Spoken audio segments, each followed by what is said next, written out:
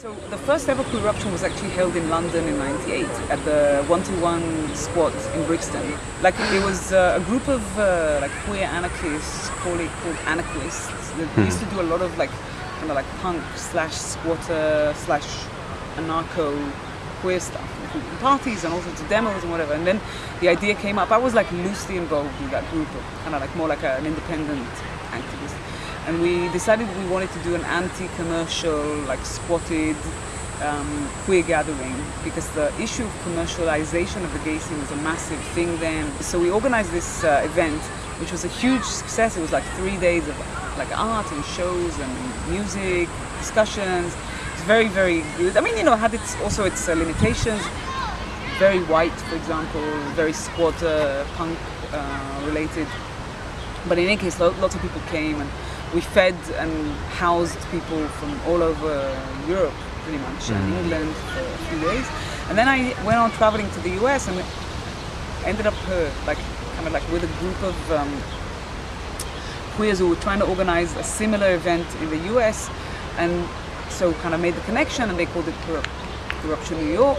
And then basically a tradition started. The next one, so that was '99, the next one was I think in San Francisco, a group of San Franciscans in 2000, and it was actually happening just as the US started bombing Iraq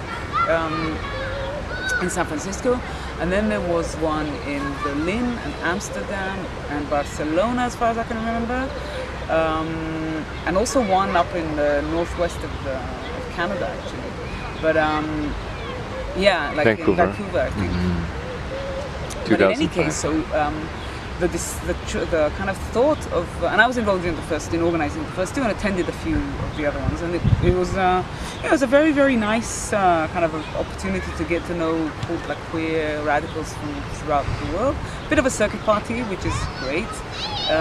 I think that before the internet, that was the best way to actually even distribute ideas, like to travel around and see queers and like, you know, hang out with them, have sex with them, and basically like, you know, I'm sure you know the drill. And then Uri Ayalon, who's an Israeli activist who's involved in Anarchists Against War and various other organizations, I think went to either the Barcelona one or I can't even remember which one, but decided that he wants to organize an Israeli one. And I have to say that I was like very, very pessimistic, because I thought, number one, no one will come, number two, it'll be too much work for a relatively small like core group. But he, you know, made it work. It was his, I have to say, all props go to him for initiating it. There was then a group that was formed, and I was involved peripherally. Like I did a workshop, I housed people, I organized all sorts of stuff, but not, I was like working full on then. So that's the backdrop to my involvement with Queeruption. 2006, obviously, with the backdrop of the Second Lebanese War, it was awful. There was the specific, I think, for me at least, the specificity of the Tel Aviv gathering was that on the one hand, we're like in this like fabulous queer space with lots of like wonderful, exciting people doing like, you know, great fun things, and then on the other hand, there's a war going on at the same time. But also, and in a sense, it was a reflection of generally, I think, of the essence of the radical queer community in Israel, I think. On the one hand, we live this like drudge-filled life, like full of, you know, it's hot and everyone's like, you know, it's not very glamorous place to be in. It's kind of depressing, you know, constant wars and the occupation and whatever, obviously. But then on the other hand, and you know, going to demos in the West Bank and getting tear gassed, but then on the other hand, all of these fantastic, like really creative parties, and so that was, you know, echoed, I think, in the Queeruption, and it was like crazy. I mean, there was a demo in the evening against the war in Lebanon, and then the following morning we went to Bil'in.